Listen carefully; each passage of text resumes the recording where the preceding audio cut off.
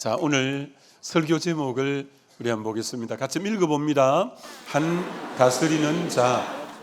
자, 오늘 본문 말씀을 다시 스크린에서 우리가 볼 것인데 이 말씀입니다. 마태복음 2장 6절 말씀에 또 유대 땅 베들레헴아 너는 유대 고을 중에서 가장 작지 아니하도다. 내게서 한 다스리는 자가 나와서 내 백성 이스라엘의 목자가 되리라 하였음이니이다.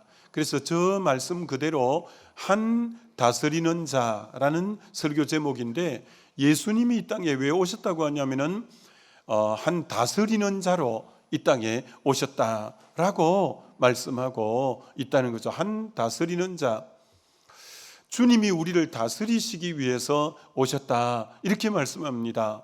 여러분, 다른 말로는 하나님 나라를 우리에게 주시기 위해서 오셨다는 말씀이죠. 하나님 나라는 하나님이 다스리고 하나님이 통치하는 영역이 다름 아닌 하나님의 나라입니다. 하나님의 통치권이 미치고 하나님이 다스리는 그 영역, 바운다리가 하나님의 나라이라는 거죠. 아담이 그 에덴 동산에 너무 좋은 곳에 살았는데 뱀의 유혹으로 인해서 자기가 하나님 되고 싶어 했습니다.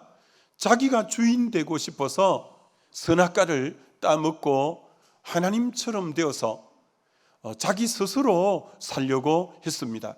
그런데 결국은 선악과를 따먹음으로 마귀에게 속아서 그는 에덴 동산에서 쫓겨나게 되었습니다. 여러분, 아담이 원죄가 하나님에게 다스림 받기를 싫어하고 아담의 원죄가 자기가 주인 되어서 스스로 살고 싶은 그 마음이 원죄 안에 들어가 있습니다. 그래서 우리가 태어나면서 아담의 원죄를 받고 태어나서 우리 안에 어떤 속성들이 다 있냐면 누구에게도 터치받고 싶지 않은 거예요. 내 마음대로 살고 싶은 이 부분이 있는 거예요. 마치 누가복음 15장의 둘째 아들, 우리 흔히 탕자라고 하는데, 탕자가 아버지 그 아래에서 살기 싫어하는 거예요. 아버지를 떠나서 유산을 받아서 먼 나라에 가서 내가 주인 되어서 내 마음대로 살고 싶은, 그걸 일컬어 죄라고 하는 거죠. 죄의 속성이 뭐냐? 하나님 아버지를 떠나서 내 마음껏 내가 주인 되어 살고 싶은 마음을 일컬어 죄라고 하는데, 여러분, 이 죄가 하나님을 주인으로 모시고 싶지 않고 내가 주인 되어 내 마음대로 살고 싶은 그 다스림 받기를 원치 않는 거예요. 야, 어떤 예가 좋을까 생각하다가 이 연이 생각났어요. 어릴 때 연을 날리곤 했습니다. 여러분, 연이 저렇게 높이, 저게 맞바람이 불면요 얼마나 높이 나는지 모릅니다. 연이 저렇게 저 하늘 창공을 자유롭게 날 수 있는 것은 연줄에 매여 있기 때문이에요. 그런데 이 연이 나 좀 더 자유롭고 싶다, 저 연줄에 매이는 거 나 싫다, 그래서 자기가 연줄을 끊어버리고 더 자유롭게 내가 그만 마음껏 날고 싶다. 그러면 어떻게 됐냐면 저 나무에 떨어져서 저 곤두박질 쳐서, 또 다른 그림 한번 더 볼까요? 저 그만 산골짜기에 가면 저렇게 추락해서 초라하게, 희한하죠? 연줄을 끊으면 더 자유로울 것 같은데 저렇게 곤두박질 쳐서 산에 나무하러 가다 보면 거기 영이 툭 찢어져 갖고 있고, 저 개울에 연이 있고, 저 감나무에 연이 달려 있고, 하나님께 다스림 받기 싫어하는 모습이 저 모습이에요. 그래서 하나님이 우리를 긍휼히 여기시고 우리를 사랑하셔서, 아니다, 다시 내 아들을 보내서 내가 너희를 다스려 주마. 이게 다스려 준다는 것은 다시 연줄을 메어서 너희들에게, 아들이 온 것은 너희를 자유케 함이고 진리가 너희를 자유케 하기 위해서 주님이 우리를 다스릴 때만이 진정한 자유가 있고 행복이 있기 때문에 우리를 다스리는 자로 오늘 이 주님이 오셨다는 거예요. 여러분, 그래서 예수님은 두 가지 이름으로 오셨는데 이 두 가지 이름이 뭐냐면 이거예요. 마태복음 1장에 예수님은 우리의 구주로 오셨어요. 마태복음 1장 21절에 아들을 낳으리니 이름을 예수라 하라. 이는 그가 자기 백성을 저희 죄에서 구원할 자이십니다. 예수님이 맨 먼저 오셔서 하시는 것은 구주로서 죄에서 우리를 구원하는 세이비어, 구주로서, 구세주로서 죄에서 건지시는 일을 위해서 오신 거예요. 죄에 건져 놓으시고는 이제 너 마음대로 알아서 살아가라, 이게 아니라 우리 주님이 나와 함께 하시면서 나를 다스려 주시고 나를 인도해 주시는 그런 롤드, 주님으로 이제 서 주시기 위해서 우리 주님이 오셨다는 거예요. 그러니까 여러분은 저 두 가지가 다 되어야 돼요. 나는 예수 믿음으로 예수님이 나의 구주로서 죄에서 건져주신 분, 이제는 주님이 나의 주인이 되셔서 나를 다스리고 인도해 주시는 분, 이 두 가지가 돼야 신앙생활은 옳게 되어진다라고 할 수 있습니다. 여러분, 이스라엘, 예수님이 태어난 땅인 이스라엘은 지도상으로 보면 저 강원도만한 조그마한 땅덩어리입니다. 그러다 보니까 인구도 적고 군사력도 적으니까 나라도 적고 힘도 적고 참 미미한 나라죠. 그런데 놀랍게 이스라엘 역사를 쫙 보면 그 나라가 하나님을 왕으로, 우리 예수님을 주인으로 모셔서 주님이 그 나라를 다스려 줄 때는 어떤 강대국도 그 나라를 침범하지 못했고 손대지 못했고 그 나라는 늘 든든히 섰고 부국 강병을 누려갈 수 있었어요. 왜? 주님이 왕이시고 주님이 주인이 되어서 그 나라를 다스리고 통치하니까 누구도 손대지 못하는, 그러니까 주님의 다스림이 얼마나 좋은 것인지 모르죠. 저렇게 이스라엘이 적은 나라인데도 주님을 왕으로 모시고 주님이 다스려 줄 때는 누구도 범접할 수 없는 엄청난 강한, 은혜 안에 강한 자들이 되어서 저들은 늘 승리했고 늘 풍성했고 정말 복되게 살아갔던 거죠. 그런데 이스라엘 역사 속에서 보면 주님에게 다스림 받기를 원치 않을 때가 있었어요. 그 역사가 여러 길지만 그래도 가장 대표적일 때는 사사기 시절에 하나님을 왕으로 모시기 싫어서 그들이 어떻게 살았냐면 자기 소견에 옳은 대로 살았는데, 사사기 시대를 한번 보여드리면 이래요. 사사기의 주제구절이 맨 마지막 장이 21장이고 맨 마지막 절이 25절인데 그게 바로 사사기의 주제구절이에요.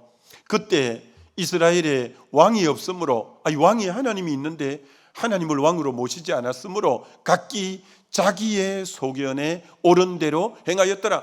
전부 자기가 주인 되어서 내가 내 마음대로 살고 싶다. 그랬을 때 블레셋이 쳐들어와서 40년을 지배했어요. 가나안 하솔 왕 야빈이 쳐들어와서 20년을 지배했어요. 모압이 쳐들어와서 18년을, 암몬이 쳐들어와서 18년을, 메소포타미아가 쳐들어와서 8년을, 미디안이 쳐들어와서 7년을 저들을 지배했어요. 그러니까 도합 사사기 때 약 111년을 외세의 지배를 받았던 그들이에요. 사사기 전부가 350년인데 그 중에 3분의 1을 적이 지배했고, 그는 온갖 찬탈을 다 당했으니까 회복하는 기간이 있고 했으니까 얼마나 다 어려웠겠죠. 그런데 그래서 사사기 350년을 일컬어 암흑기라고 하는 거예요. 왜 암흑기냐? 주님의 다스리지 못하는, 주님을 주인으로 인정해 드리지 않아서 주님이 다스리지 않으니까 저들은 저런 암흑기를 맞이하게 되어졌다라고 하는 거예요. 여러분, 정말 여러분이 이 성탄에 그저 캐롤을 부르고 선물을 교환하고 그리고 정말 여러분이 추리를 하고 이런 게 지금 중요한 게 아니라, 정말 내가 이 성탄의 의미에 맞게 주님에게 다스리는 자로 우리 주님이 오셨는데 내 전인격이, 내 삶이 다스림 받고 있는가? 더 나아가서 나의 자녀가 주님에게 다스림 받고 있는가? 만약 여러분의 자녀가 주님에게 다스림 받지 못하다면 그 자녀들이 저렇게 지배당한 삶, 빼앗기는 삶, 모든 걸 노예 같은 삶을 사는 거예요. 여러분, 우리나라가 일본에 36년 동안 지배를 받은 적이 있어요. 오늘 말씀 준비하면서 다시 그 역사를 제가 한번 펼쳐 살펴보았더니 1910년 한일 강제 합병으로 인해서 나라가 하나가 되어졌어요. 조선이라는 나라는 없어지고 이제는 일본이라는 나라 속에 속국이 되어지고 우리는 식민지가 되어져서 이제는 노예 삶을 살게 된 거죠. 그들이 우리나라에 철도 시설을 했어요. 그들이 항만 시설을 했어요. 우리나라에 여러 가지 인프라를 구축한 게 아니라 물자를 일본으로 실어가기 위한 통로로, 제가 군산에 부흥회 갔는데 거기 철도가 잘 놓여져 있어서 그 목사님이 이건 일본이 여기 호남 평야에 나는 쌀들을 가져가기 위해서 이 철도를 놓은 겁니다. 그래서 쌀들을 다 가지고 갔어요. 우리나라는 일본이 압제하는 순간 모두가 소작농이 되어서 1년의 매출의 50% 내지 70%를 일본 지주에게 다 주어야 됐어요. 그래서 우리나라는 양식이 모자라서 일제 36년 동안 굶어 죽은 사람이 많이 나온 거예요. 일본은 한국 말살 정책을 써서 그들이 우리를 지배할 때 맨 먼저 창씨 개명을 해서 우리나라 이름을 못 쓰게 했어요. 그리고 공공장소에서, 학교와 공공장소에서 한국말을 못하고 일본말만 하게 일본어를 이제 학교에서도 가르쳤어요. 그리고 그들은 정말 신사참배를 통해서 일본의 신앙을 심어주는 그런 그들이었어요. 아예 한국을 말살해서 일본어로 하나로 만들려고 했어요. 그들은 강제징용에 우리나라 사람들을 잡아가서 대동아 전쟁이나 저 필리핀 반도에 우리나라 젊은이들이 끌려가서 그곳에 얼마나 많이 수십만 명이 죽었어요. 고국의 시신도 돌아오지 못하고 바다 밑에까지 내려가서 탄광에 석탄을 캔다고 하다가 수몰되어 죽은 한국인이 끝도 없이 많아요. 여러분, 침략을 당하고 지배를 당한다는 것처럼 비참한 일이 없어요. 여러분 자녀에게 하나님 신앙을 물려주지 않아서 하나님이 내 자녀를 다스리지 못하면 반드시 방금 블레셋이 40년을 지배하고 가나안이 20년을 지배하고 암몬과 모압이 각각 18년을 지배하는 것처럼 우리 자녀들은 마귀에게, 세상에게 지배당해서 다 빼앗긴다고요. 여러분, 솔로몬 때가 제일 부강할 때예요. 아버지 후광을 입어서. 그래서 얼마나 솔로몬 때가 부강한데 그 많은 재산을 누구에게 물려주고 죽었냐? 아들 르호보암에게 그 많은 유산은 물려줬는데, 재산은 물려줬는데 신앙을 물려주지 못했어요. 르호보암 5년에 애굽 왕 시삭이 와서 솔로몬 아버지가 물려준 그 모든 것을 다 빼앗아 갔어요. 방패가 금방패인데 금방패가 500개나 있었어요. 그 금방패도 다 빼앗기고, 여러분 자녀에게 유산 물려주면 5년 못 넘겨요. 믿음 안 물려주고 여러분이 유산만 물려주고 재물만 물려주면 그 자녀가 하나님을 왕으로 모시고 주님이 주권자가 돼서 지배하고 다스려야 그 물질도 보존되고 모든 게 보존될 건데, 여러분이 신앙은 물려주지 못하고 물질만 물려주면 그거 금방 없어지는 거예요.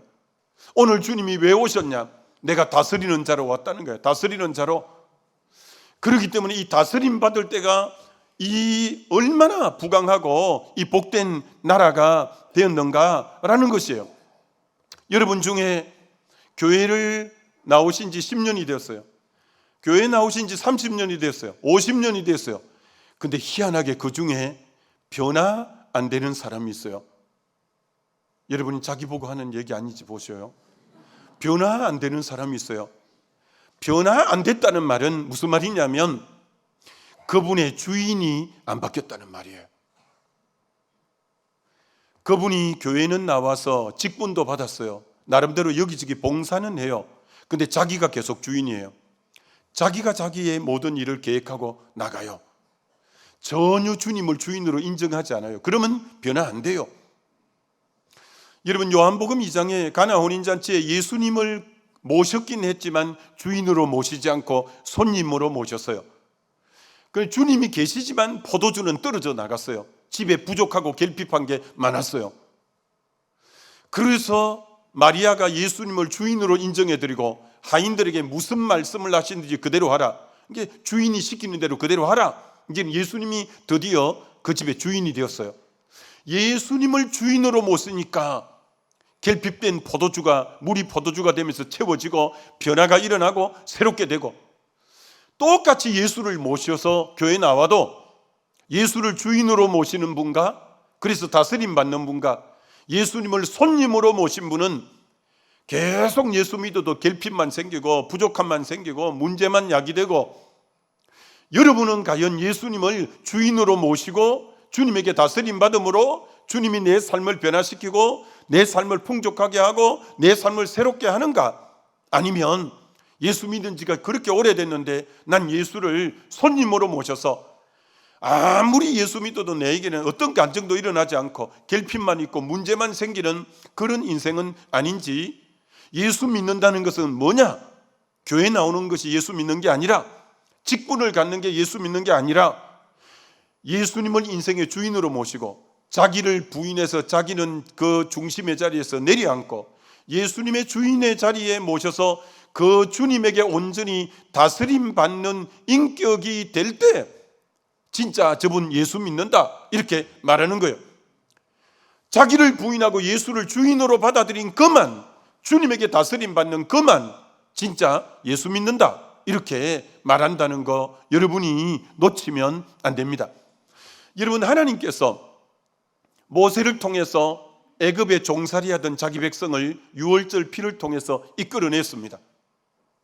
근데 목적지는 어디냐면 젖과 꿀이 흐르는 가나안 땅입니다. 그러면 한 일주일, 길면 보름 정도 되는 그곳에 빨리 옮겨 놓으면 될 거 아닙니까? 근데 주님은 유월절 피를 통해서 구출받은 그들을 가나안 땅으로 가지 않고 광야로 몰아내었습니다. 광야는 사람이 자기 힘으로는 살 수 없는 곳이 황량한 광야입니다. 벼 한 폭이 심을 수 없는 곳입니다. 과일나무 하나 없는 곳입니다. 그곳에서는 하나님만 의지해야 되고 주님에게 다스림 받아야만 살 수 있는 곳입니다. 그래서 광야를 몰아낸 이유는 불기둥이 가면 가고 구름기둥이 멈추면 멈추면서 주님이 그들을 다스리기 시작했습니다. 부족할 때 기도하면 만나가 내리고 반석에 물을 주시고 아말렉이 들어올 때 주님 의지하고 손을 들면 이기고 하면서 전적으로 주님을 주인 삼는 훈련, 주님에게 다스림 받는 훈련을 광야를 통해서 시켜간 것입니다. 우리 하나님은 너무나 잘 아시는 거죠. 이들이 내가 유월절 피로 건져는 냈지만 내게 나를 주인 삼고 다스림 받지 않는 상태에서 가나안 땅에 넣어 놓으면 거기 현란하고 볼 것 많은데 마음 다 빼앗겨서 이들 망하게 돼. 그래서 내가 이들을 구출해서 광야를 통해서 주님을 주인 삼고 다스림 받는 훈련을 충분히 되고 난 뒤에 내가 가나안 땅에 넣어 놓아야 이들이 진짜 행복하게 살 수 있어. 우리 주님의 여러분에 대한 관심이 유월절 피를 통해서 여러분을 구주로 건져낼 뿐 아니라 정말 여러분을 철저하게 자기를 부인하고 주님이 주인 되어서 여러분이 다스림 받는 인격, 다시 한번 그렇게 되어지시기를 우리 주님의 이름으로 축원합니다. 그렇게 될 때 여러분의 삶이 정말 행복하고 복된 인생이 되어질 수 있다, 이렇게 말씀할 수 있는 거예요. 여러분, 북왕국 이스라엘이라고 하고 남왕국 유다라고 하는데 그 두 나라 역사가, 한 나라는 주님에게 다스림을 받았고 한 나라는 주님에게 다스림을 받지 못했는데 비교해서 한번 보여드리면 이렇게 비교할 수 있어요. 북쪽을 이스라엘이라고 하고 남쪽을 유다라고 했는데 북쪽이 존속한 기간은 209년이에요. 왕이 19왕이에요. 왕조가 무려 9왕조가 바뀌었어요. 쿠데타가 자주 일어나고 암살이 일어나고 그리고 반역이 자주 일어났어요. 저 왕들 19왕 중에 한 왕도 하나님에게 다스림 받은 선한 왕이 한 명도 없어요. 그래서 BC 721년에 아수르가 와서 북이스라엘을 다 멸망시켜 버렸어요. 반면에 남유다는 존속기간이 345년이에요. 왕이 22왕인데 왕조는 유일하게 다윗 왕조 한 왕조로 계속 이어져 갔어요. 그래서 다윗의 길로 간 사람, 선한 왕, 믿음을 지키고 다스림 받은 왕이 무려 8왕이나 되어져요. 그 선한 왕들로 인해서 나라 존속기간이 저렇게 길어진 거예요. 그리고 쿠데타가 일어나지 않고 반역이 일어나지 않고 암살이 일어나지 않고 지속성이 있었던 것은 하나님의 다스림이 있게 된 것이다 라는 거예요. 그래서 여러분의 저 나라들 보면 흥망성쇠의 핵심이 어디 있냐? 하나님을 왕으로 모시고 다스림 받느냐, 다스림 받고 있지 못하느냐가 흥망성쇠의 핵심이라는 거예요. 그럼 이것은 여러분 삶에도 마찬가지예요. 여러분 삶이 정말 복된 삶을 살고 승리의 삶을 사는 것은 주님을 왕으로 모시고 주인으로 모시고 다스림 받는 삶, 오늘 바로 그것을 위해서 예수님이 우리에게 다스리는 자로 이 땅에 오셨다 이렇게 말씀합니다. 여러분 자녀에게 물려줘야 될 것은 재물이 아니에요. 예수 신앙, 오직 신앙을 물려줘서 부모님이 어떻게 자녀 끝까지 뒷바라지 할 수 있습니까? 그래서 자녀들에게 일찍부터 주님을 주인 삼게 만들고 주님을 왕으로 모시게 만들고 주님을 힘들 때마다 의지하게 만들어서 주님 다스림 받는 내 자녀로 만들어 놓았다면 여러분은 이제 천국 가셔도 역할 다 하시고 간 거예요. 그러나 여러분이 이 땅에서 좀 높은 위치에 가고 재물을 많이 모으고 했을지 몰라도 내 자녀에게 믿음을 계승하지 못하고 자녀가 주님에게 다스림 받지 못하는 상태에서 여러분이 주님 나라 간다면 여러분은 책망 들을 수밖에 없고 여러분은 역할을 다 못한 거예요. 여러분이 오매불망 기도해야 될 것은 아버지, 나의 자녀가 주님을 왕으로 모시고 주인으로 모셔서 철저하게 주님 한 분을 의지하고 주님에게 다스림 받는 복된 인생이 되게 달라고 기도하게 되시기를 주님의 이름으로 축원합니다. 여러분, 남유다가 그렇게 하나님 잘 섬겼지만 마지막 네 왕이 우상을 섬겨서 하나님이 이들을 바벨론으로 고만 포로로 보내버렸어요. 하나님이 자기 백성을 포로로 보낼 때 생각이 있었어요. 내가 너희를 향한 생각은 재앙이 아니다. 내가 너희를 향한 생각은 장래의 소망을 주려 합니다. 하나님의 깊은 생각이 있었던 거예요. 그럼 과연 하나님이 70년 동안 자기 백성을 먼 바벨론에 종으로 보낸 이유가 뭘까요? 역시 예루살렘 성전도 없어요. 절기도 지킬 수 없고 안식일도 없고 월삭을 지킬 수도 없어요. 율법도 없어요. 그들은 철저히 그곳에 가서 종살이 해야 됐어요. 그런데 하나님의 계획은 정말 정확했어요. 그들은 그때서 하나님이 진정한 왕이고 주권자이라는 것을 깨달아갔어요. 느헤미야 같은 사람이 술 맡은 가는장이지만 넉 달 동안 하나님을 주인으로 삼고 울며 기도할 때 비록 바벨론에 있었지만 하나님은 그를 다스려 주셔서 52일 만에 예루살렘 성곽을 완공하는 일을 세웠어요. 하나님이 에스더가 3일 동안 금식하면서 내가 죽으면 죽으리라고 주님을 주권을 믿고 기도했을 때 하만의 계략을 접으쓰고 유대인들을 다 살려내는 철저하게 주님 다스려 주셨어요. 다니엘이 왕의 진미를 안 먹겠고 최소한 물과 채소만 먹겠다는데 주님은 그 기도를 열흘 동안 들어주셔서 얼굴이 더 윤택하게 하나님이 다스려 주셨어요. 그 다음 날에는 또 새로운 난제가 꿈도 알아맞히고 꿈 해몽되어야 되는데 그 친구들에게 기도 부탁하고 철저하게 주님에게 다스림 받아갔더니 주님이 꿈도 알려주고 해몽도 알려주어서 그가 총리로 올라가는 길목이 되어지기도 해요. 금신상에게 절하지 않고 주님에게만 다스림 받았더니 주님은 풀무불 속에서도 그들을 다스리시고 보호하시고 해서 머리칼 하나 끌리지 않고 옷자락 하나 끌리지 않게 보호해 주셨어요. 사자굴이 들어간다고 해도 하루에 3번씩 기도하는 주님에게만 다스림 받을 때 사자가 입을 봉하고 발톱을 봉해서 사자굴에서도 살아나왔어요. 여러분, 바벨론에 보내놨더니 그때 주님을 철저히 왕으로 모셨어요. 주님을 주로 모셨어요. 주님에게 다스림 받았어요. 여러분, 그래서 고레스가 왕이 되었을 때 칙령을 내렸어요.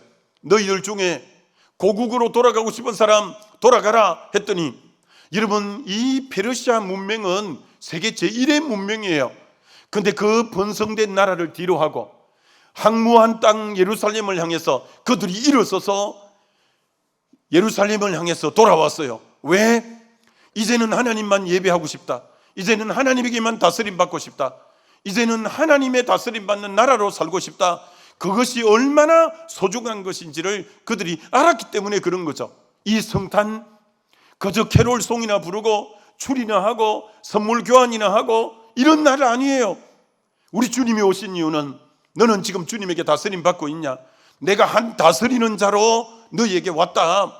다스림 받아야 너 인생이 제일 행복할 수 있어. 안 그러면 마귀가 다스리고 세상이 다스리고 죄가 다스리고 너 자아가 다스리면 넌 불행해. 내가 너의 다스리는 자로 왔어 라고 하는 거예요.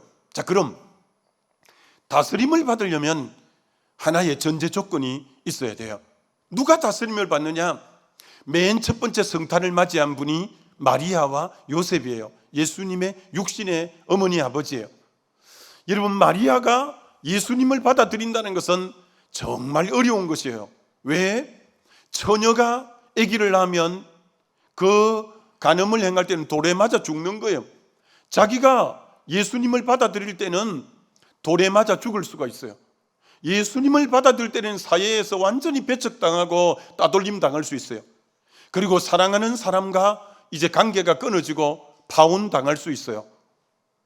예수님을 받아들인다는 것은 철저한 자기의 죽음, 자기 부인이 없이는 불가능한데, 마리아는 이 성탄의 주인공이 정말 예수님이 주인공이고 그의 어머니가 되기 위해서 자기는 이렇게 결단합니다. 누가복음 말씀을 보면 마리아가 주의 계집종이 오니 말씀대로 내게 이루어지이다.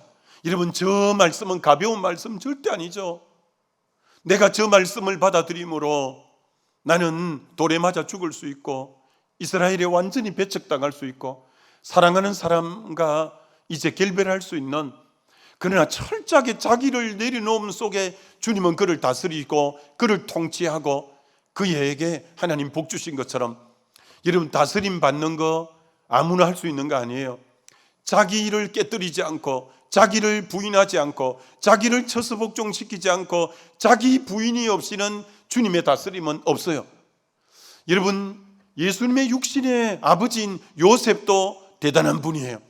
요셉이 어떻게 주님을 받아들이는지 한번 볼까요?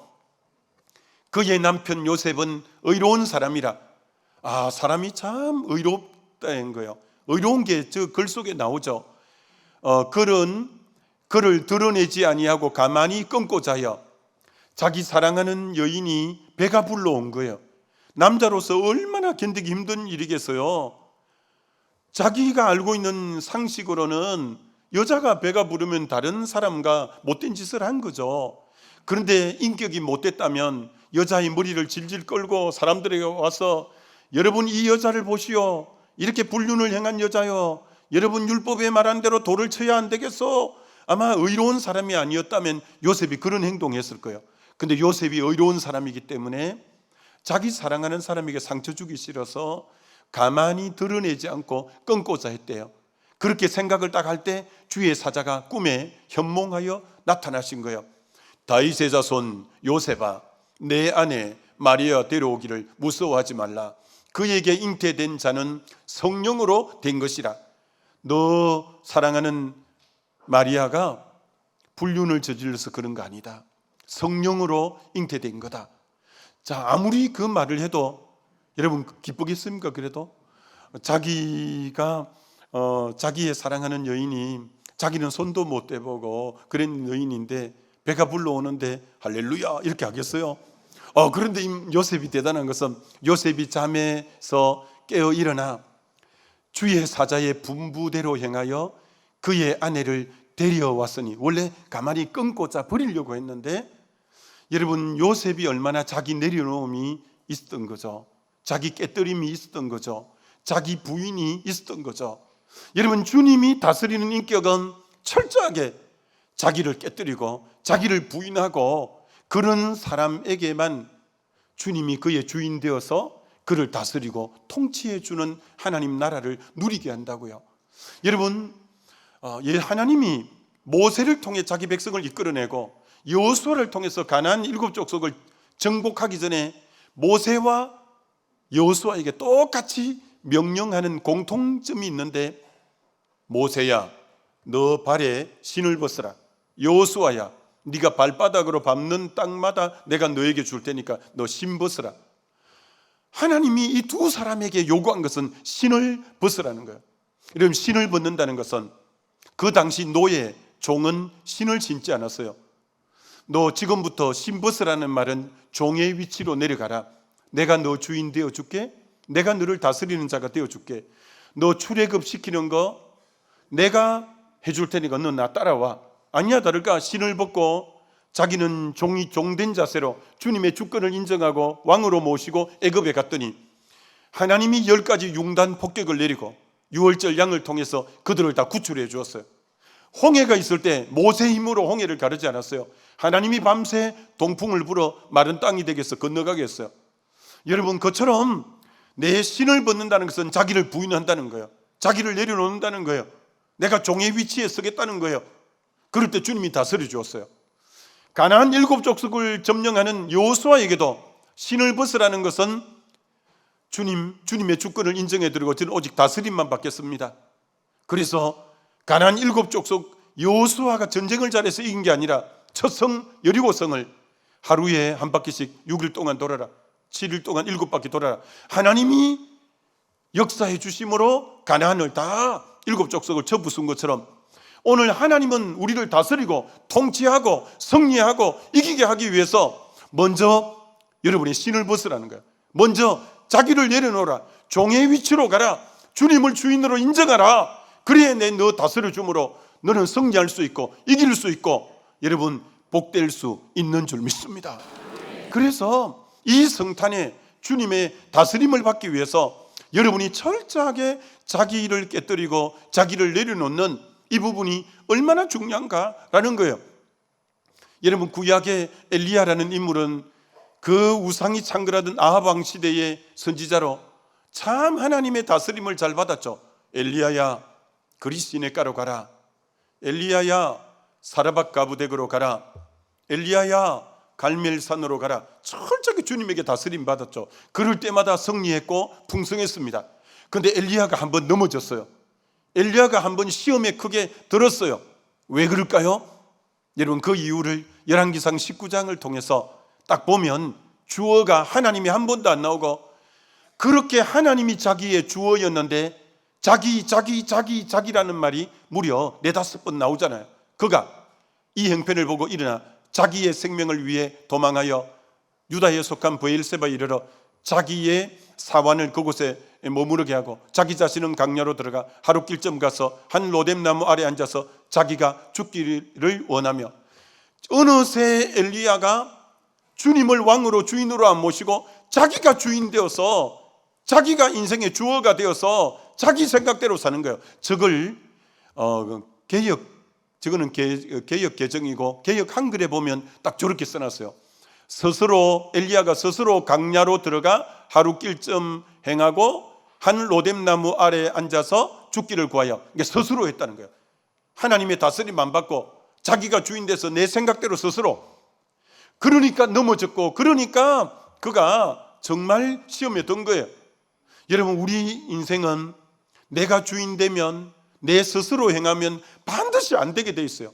주님의 주되심을 언제나 인정해 드리고 내 스스로 하지 않는, 여러분, 예수님은 요한복음에 무려 8번이나 나는 스스로 아무것도 하지 않는다. 예수님조차 아버지께로부터 한 구절만 보여드릴까요? 요한복음 5장 30절에 보면 예수님이 하신 말씀이에요. 나는 스스로 아무것도 할 수 없노라. 듣는 대로 판단하노니 나는 나의 뜻대로 하려 하지 아니하고 나를 보내신 이의 뜻대로 하려는 고로 내 판단은 어렵다. 예수님조차도 스스로 안 했어요.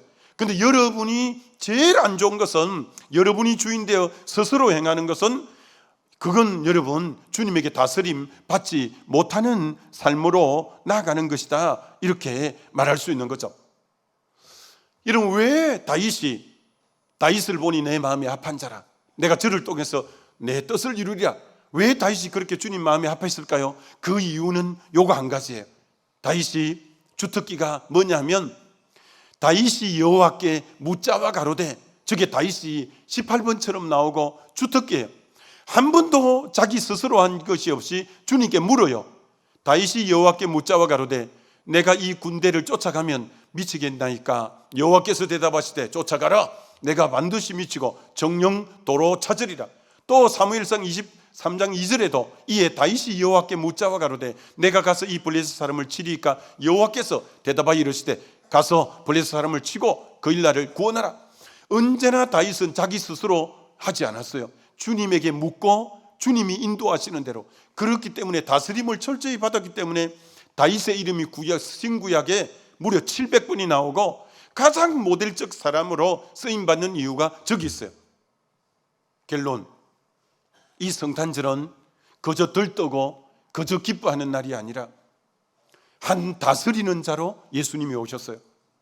여러분이 자기를 철저히 부인하고 자기를 깨뜨리고 주님에게 먼저 묻고, 절대 내 인생의 주어를 나로 삼지 말고 스스로라는 단어를 내 생애에서 빼고 주님에게 다스림 받고 인도받아 감으로 여러분이 정말 그 자가 진정한 성탄을 맞이한 자고, 자기 속에 계속 주님이 살아주시는 것이고, 그렇게 승리하게 되시기를 우리 주님의 이름으로 축원합니다.